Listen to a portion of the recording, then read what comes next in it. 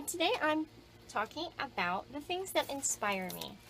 Now, I kind of found myself in a rut for a while, and then I found a video on YouTube that really helped me get back into the swing of things. And what she was doing was just junk journaling.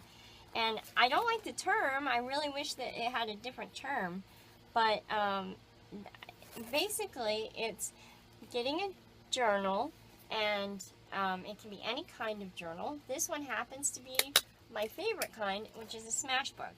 But they're no longer available as far as I can tell, and that's a shame because I love them, and I still love them and will always love them. And so what you do is you basically, it gives you, it's random. Each page is different. Like this is a printed page that makes it look like there's actually a library tag here. So one thing when I first look at this, I instantly want a journal. So I would probably connect a piece of paper that could fold, and I would write about my experiences at the library, but it would, it would fold without covering the whole page. And so, something like even using like an envelope and folding this up, but then gluing it, and so that I could write on this page and I could write on this page. And I love that, and I've been using it as kind of a therapy. It's very therapeutic for me to have pictures of the people in my life and the things I've done. Like this is something silly, but it really means a lot to me now, especially now that I can't eat wheat. I found out that I'm allergic to it. This time when we ate donuts was really special. It was the very first, it was a brand new Dunkin' Donuts in my neighborhood, and it was really exciting for us.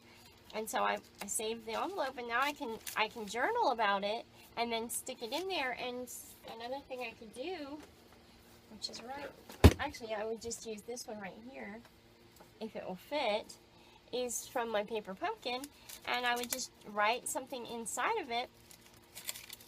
And see, they call it junk journaling, but I don't think it's junk. It makes me happy. And then I'm writing about the people in my life, and then there are lots of pages that I've not done things yet, and then there's ideas. Like I was listening to teaching, and I wrote down the teachings, the notes that I really liked. And then, I've got pictures of my daughter, and then cards that my mom made for me, and I'm praying that my rooster doesn't come in here and jump on me while we talk. But then, just a memory of one of the things that happened to my son, and then, it really helps. And then like this, one day I was able to just put the pictures in. I was able to print them, which is a big deal. I mean, most of us, everything we do is digital. But I want to have something to give them that's a memory, because they're not going to necessarily remember everything that happened to them in their childhood.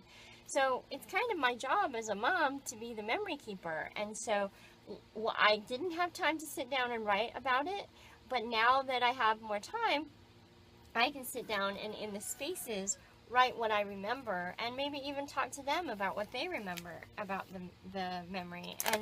And so it's not, right here I just took a piece of paper and put it in a little cute envelope I had, and I wrote about the people in this, and I just keep doing that.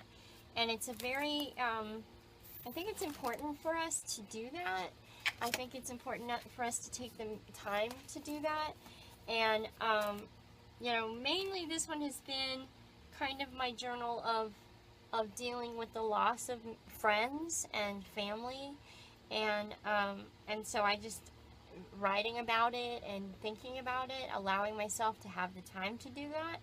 And I think we're so busy so much of the time just going and doing everything digitally that we don't take the minute to make something tangible. And it really does, it helps. Like I know I've already shown you the chicken one I did.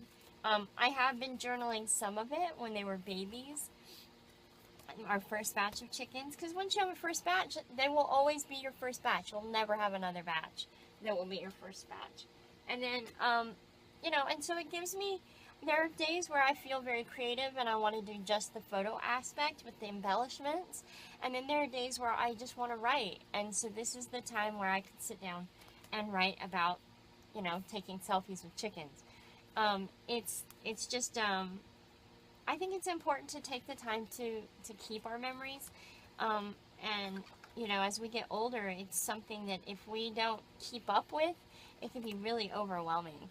So I want to encourage you, if this has inspired you in some way, please let me know. And if there's anything I can do to help you on your journey, and if you need some inspiration and you don't know where to start, message me and we'll see what we can do with the time that you have, because we are very busy. Take a minute to like and subscribe for future videos, and thank you so much for watching.